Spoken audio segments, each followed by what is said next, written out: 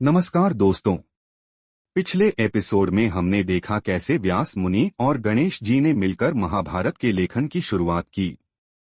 आज हम जानेंगे कुरुवंश की पहली कथा, एक राजा, एक नदी और एक ऐसा रहस्य जिसने भीष्म जैसे महापुरुष को जन्म दिया। हस्तिनापुर के तेजस्वी राजा शांतनु एक दिन शिकार पर निकले। गंगा तट पर उन्होंने एक दिव्य स्त्री को देखा, शांत, सौम्य और अलौकिक। वो थी गंगा माता। राजा शांतनु ने उनसे विवाह का प्रस्ताव रखा। गंगा ने स्वीकार किया, पर एक शर्त पर। राजन, आप मेरे किसी कार्य में हस्तक्षेप नहीं करेंगे। शांतनु ने प्रेमवश यह शर्त मान ली। शादी के बाद एक 7 पुत्र हुए और हर बार गंगा उन्हें जन्म लेते ही नदी में बहा देती। राजा का हृदय तड़पता रहा, पर मौन रहा। 8वां पुत्र हुआ और जब गंगा उसे भी बहाने लगी, शांतनु स्वयं को रोक नहीं पाए। उन्होंने कहा, गंगा, तुम यह क्या कर रही हो? ये मेरे पुत्र हैं। गंगा माता मुस्कुराईं और बोली, राजन, आपने वचन तोड़ दिया। अब मैं जा रही हूं, पर जाते जाते आपको सत्य बताऊंगी।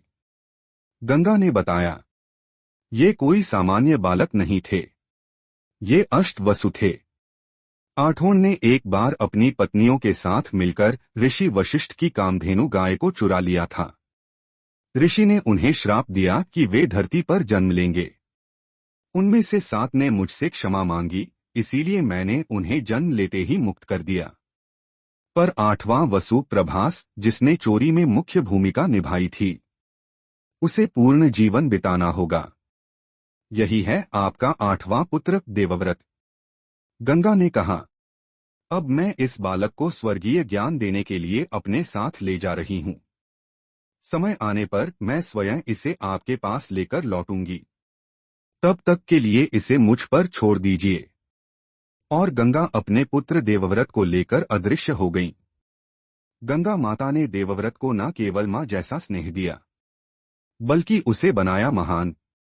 उन्होंने उसे ले जाकर ऋषि वासिष्ठ और फिर परशुराम जैसे दिव्य गुरुओं से शिक्षा दिलवाई।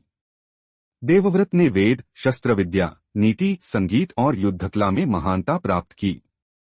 वो केवल एक योद्धा नहीं, एक संतुलित, विचारशील और तेजस्वी पुरुष बनकर उभरे। और इस प्रकार जन्म हुआ देवव्रत का, जिसने आगे चलकर अपने पिता के प्रेम के लिए वो प्रतिज्ञा ली, जो पूरे इतिहास में भीष्म प्रतिज्ञा के नाम से अमर हो गई। अगले एपिसोड में जानिए कैसे एक पुत्र ने पिता के सुख के लिए अपना पूरा जीवन त्याग दिया और कैसे बना देवव्रत से भीष्म पितामह। अगर आप भी हमारे साथ इस महाभारत की दिव्य यात्रा पर चलना चाहते हैं, तो हमारे channel Lemon Chilli Chronicles Satya Beyond Myth को जरूर सब्सक्राइब करें। हम आपके लिए लाते रहेंगे महाभारत की हर कथा, सीधी, सरल और गहराई से जुड़ी हुई सत्य की खोज के साथ। फिर मिलते हैं अगले एपिसोड में। जय श्री कृष्ण।